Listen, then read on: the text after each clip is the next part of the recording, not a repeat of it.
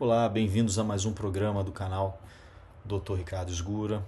Hoje a gente vamos começar uma série a respeito de resinas compostas que existem no nosso mercado nacional e que eventualmente você que está em casa, que já trabalha em consultório, tem dúvidas a respeito. Você fala, vou comprar uma resina, não sei se essa resina é boa, não é, qual é a característica, então eu falo as características gerais da resina.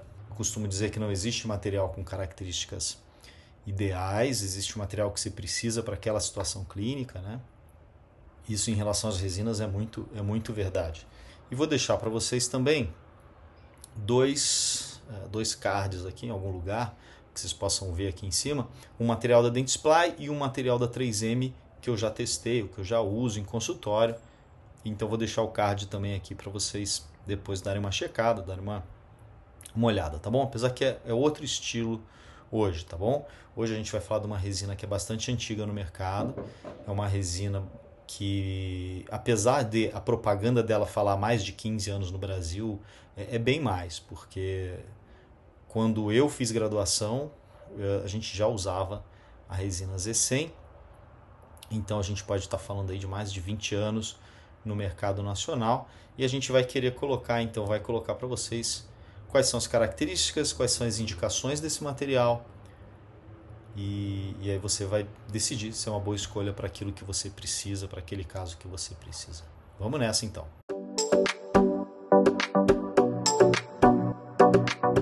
Então o material em si é um material bastante conhecido. Quem é dentista mais antigo como eu já usou, seja na faculdade, seja na graduação, seja depois. Mas eu ainda encontro, até mesmo em pesquisas na internet, tem muita gente pesquisando a respeito dessa resina. Então, principalmente querendo diferenciação, né, de um tipo de resina para outro. E isso é o objetivo nosso aqui também. E, inclusive, eu trago isso também nos meus cursos, esse tipo de comparação. Achei interessante a gente falar dela, já que é uma resina que tem bastante citação científica, né? É uma resina que tem cerca de 900 artigos científicos que você joga lá no PubMed ou em outras fontes de busca. Você tem muitos trabalhos feitos com essa resina. Não necessariamente feitos para avaliar uma característica dela, né? Claro que não. Não existiria isso tudo de artigo. Mas que trazem sim informações a respeito de suas características principais. Outras que eu vou trazer aqui no programa são aquilo que eu observei durante o uso desse tipo de material. Né? Então, é uma resina composta antiga no mercado, uma resina composta que tem confiabilidade pelo fato de estar sendo usada há muito tempo. Então, a gente tem uma resina que, dentro de uma caracterização, dentro daquilo que a gente traz como qualificação para a resina, ela é denominada de uma resina microhíbrida, ou seja, ela tem cargas de tamanhos diferentes, né? Cargas bem diminutas, cargas médias, cargas um pouco maiores, uma resina chamada de microhíbrida. Vou deixar também o card para que vocês vejam depois minha aula de resina composta, para vocês verem essa classificação baseada nas cargas. Né? Então, a resina microhíbrida, bastante antiga, uma resina que tem radiopacidade, uma boa radiopacidade, vai ser muito semelhante ao esmalte no exame radiográfico. Então, a gente tem sim uma resina que vai nos permitir visualização pela radiografia. A carga dela, até por ser uma resina mais antiga, havia muitas resinas antigamente à base de BGMA. Então ela é a base de BGMA, tag DMA. Sabe que recentemente alguns alunos, ou mesmo não só alunos da faculdade, mas aqui no canal, no YouTube, às vezes vem me falar de uma preocupação com relação ao bisfenol, né? Que é uma preocupação recente em relação ao material ter ou não bisfenol, por ter efeitos deletérios à saúde e tal. Né? Então, BGMA, bisfenol glicidil metacrilato. Então, esse material tem o BGMA, tem sim bisfenol, e tag DMA é uma resina então que a gente pode esperar bastante pegajosidade e bastante e fluidez, tá? essa combinaçãozinha de monômeros aí que ela apresenta. A carga é principalmente à base de zircônia e sílica. Tá? A sílica geralmente são as cargas bem pequenas, menores, micrométricas. Né? A quantidade de resina que vem em um tubo de resina da Z100 é de 4 gramas, suficiente para a gente fazer. Aí varia muito, claro, né, do tipo de trabalho que você vai fazer, mas de 20 a 30 restaurações é mais ou menos uma média que a gente tem. Pois bem, então quais são as características desse material? O que ele vai trazer para a gente de característica, né, boas ou não tão boas? Né? Em primeiro lugar, isso está muito relacionado também ao fabricante, tá? A própria A3M, ela fabrica muito bem os plásticos em geral, né? Em que você tem como característica muito marcante uma alta resistência mecânica. Tá? Quando a gente compara resinas da 3M com resinas de outros fabricantes. Tá? São resinas então que apresentam propriedades mecânicas muito interessantes. Isso a gente sempre fala, já falei em outros vídeos meus. Tá? Então, resistência mecânica boa, que é testado, é averiguado nos diversos estudos que existem aí, que se usa essa resina. Então a gente pode falar em relação tanto à resistência biaxial, resistência flexural, que são medidos normalmente nos estudos, mas tem uma resistência mecânica boa. Uma questão bastante interessante, chama muito a atenção, o que é bastante perceptível clinicamente, é a dureza desse material. Tá? Material que apresenta uma dureza muito grande, então o desgaste superficial não é aquele que a gente espera encontrar na maioria das resinas compostas. Tá? Translucidez é uma resina que, devido às suas propriedades ópticas, e isso tem muito a ver com distribuição de suas partículas de carga e tudo mais, ela vai ser uma resina translúcida. Essa translucidez que ela apresenta, na verdade, vai levar, sim, a que ela reflita um pouco as cores ao seu redor, mas vai deixar ela um pouco ou um tanto quanto acinzentada. E aí é uma questão que a gente deve ter em mente em relação à parte estética. Tá? Então a gente depois discute melhor essa questão da translucidez, mas já vou adiantando isso, esse acinzentamento na aparência dessa resina. A gente tem uma resina com um alto módulo elástico, ou seja, uma resina com rigidez. E essa rigidez dessa resina, em comparação a outras resinas, né, tem aspectos que podem levar a uma preocupação quando de sua fotopolimerização. Tá? É uma resina que tem uma alta tensão de contração. Então, uma resina que, durante a polimerização, ela gera muita tensão de contração. Isso vai fazer com que a gente tenha aqui preocupação em relação, principalmente, à nossa técnica, que tem que ser a técnica incremental, certinha, de você colocar a resina em porções, pequenas porções, apoiada na parede, tudo certinho, porque a tensão de contração é elevada desse tipo de material. Tá? Claro que a gente vai ter essa preocupação com toda a resina convencional, né? Que não seja bulk, mas para essa é especialmente importante. E uma característica que é bastante nítida para quem usa esse material é a sua pegajosidade. Uma resina extremamente pegajosa. Tá? Grudenta, pegajosa, tem a ver com seus monômeros, né? Com a característica dos monômeros.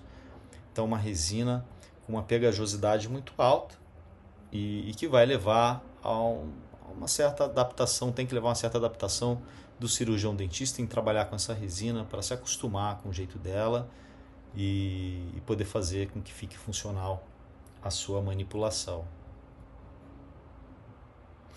Quais são suas indicações? Então, essa resina está indicada para quê?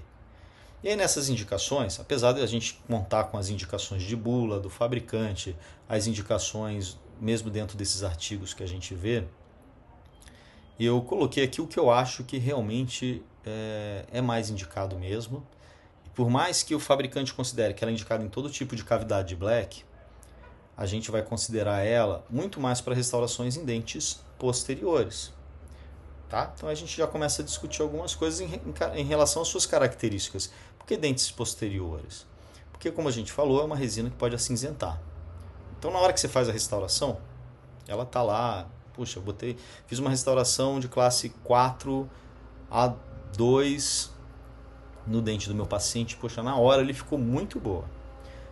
Vai passar algum tempinho, em breve, quando esse paciente voltar, você vai ver que a restauração tá acinzentada, tá? Então isso tem a ver com o índice de refração dessa resina, com a carga dela, é uma característica dela. E essa característica dela, então, para dentes anteriores, não dá, né? A não ser que o paciente tenha essas características no seu próprio dente anterior, que não é tão comum. Então a gente acaba tendo, dentro das suas indicações, uma certa, vamos dizer assim, limitação. Poxa, eu vou usar uma resina legal, uma resina boa, com boas propriedades mecânicas, mas isso só me garante então que eu use em dentes posteriores com uma certa tranquilidade. Anteriores que tenham uma necessidade estética maior, realmente é complicado. Então vai ser uma resina que você vai guardar para restaurações posteriores. Que tipo de restauração? Direta ou indireta, tanto faz. Você pode fazer uma restauração direta na boca do paciente.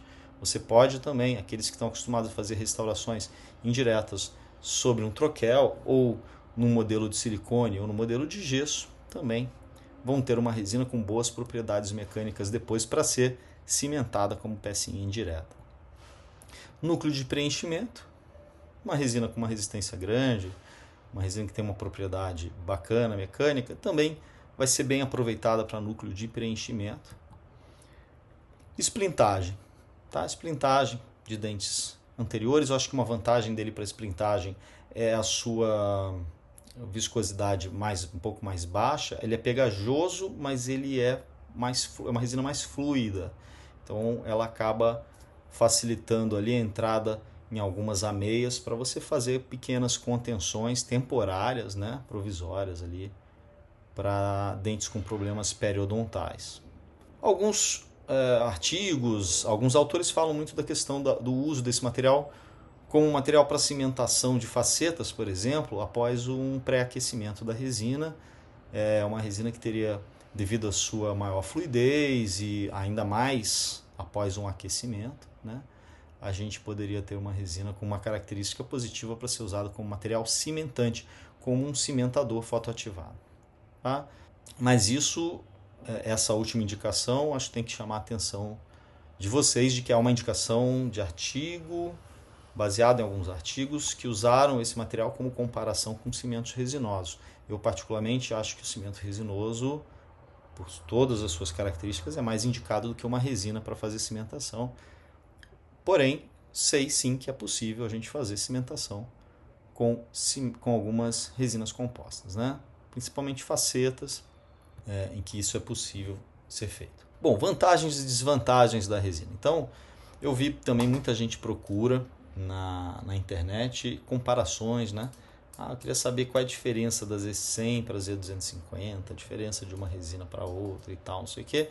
Em breve a gente vai ter mais resinas que a gente vai comentar aqui no nosso canal e você vai poder fazer essa comparação por você. Assiste uma, depois assiste a outra, tá?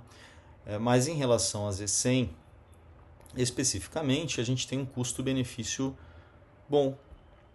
Um bom custo-benefício. Então a gente tem uma resina com propriedades mecânicas boas, a gente tem uma resina que tem uma confiabilidade, tem muito artigo a respeito da resina mostrando suas indicações.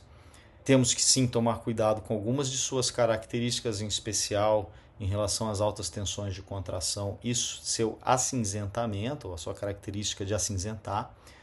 Mas, apesar disso, um custo-benefício bom, já que a 3M, ao longo desses 20 anos aí, vem lançando outras resinas compostas que foram substituindo a Z100 no mercado e por conta disso tem um preço mais elevado, a Z100 barateou.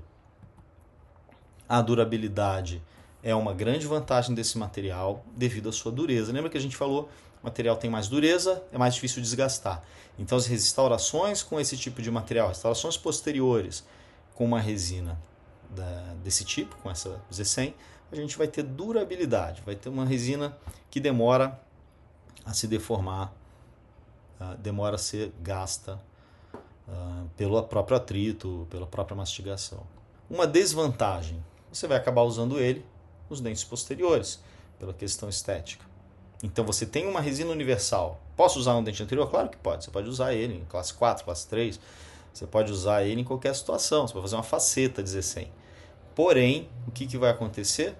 Vai levar a um resultado em que você tem uma estética pobre. Você tem uma solução não tão legal, né? Vai ficar, principalmente, para a maioria das cores que você usar, acinzentado.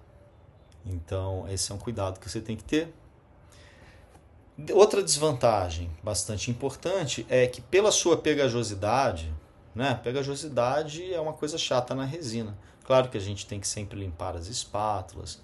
Eu vou um dia fazer um programa sobre a manipulação das resinas, a forma ideal de se manipular, mas de qualquer forma, independente de qual material que você esteja trabalhando, você vai ter que sempre usar uma gaze, você vai ter que sempre limpar a ponta da sua espátula para conseguir trabalhar e tudo mais. Mas essa resina em especial, ela é bastante grudenta.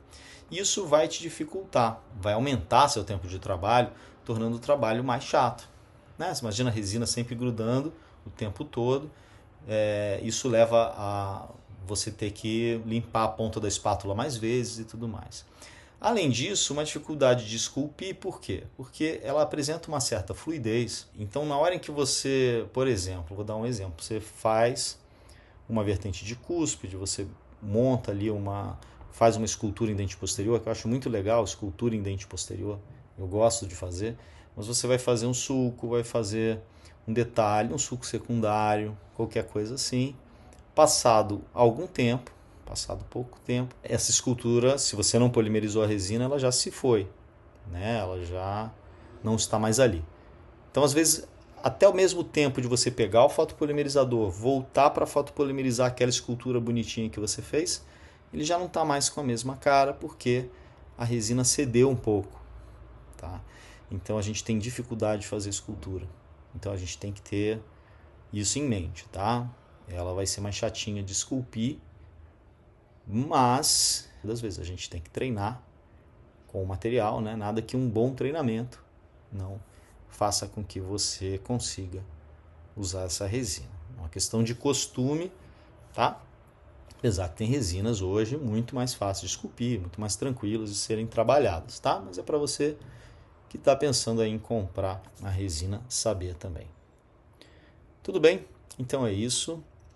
Esse programa foi bem rápido, é só para ilustrar mesmo um tipo de resina. Em breve eu vou estar falando de outras resinas, de outras marcas, enfim. Gostaria de fazer o convite de que vocês visitem, né? Se puderem, visitem a página rseguracursos.com. Lá eu tenho os meus cursos online, e-books, e é justamente dessa forma que você consegue me ajudar para que a gente possa fazer vídeos gratuitamente. Aqui nós já estamos chegando perto de 70 vídeos, estamos aí na metade de 2024. Esse trabalho com os cursos eu faço desde 2018. Em relação aos cursos presenciais, aí é diferente, vocês só conseguem saber quais são os cursos que a gente ministra, ou que eu esteja ministrando pelo Instagram. Então é legal seguir no Instagram, que lá é colocado o calendário dos cursos, dos próximos eventos e tudo mais. Certo? Era isso, gostaria de agradecer e pedir para que você, se curtiu, se realmente ajudou você esse vídeo, que você comente, se foi bom saber as características desse material e principalmente curta para que esse vídeo tenha um maior espalhamento. Tá bom? Até uma próxima.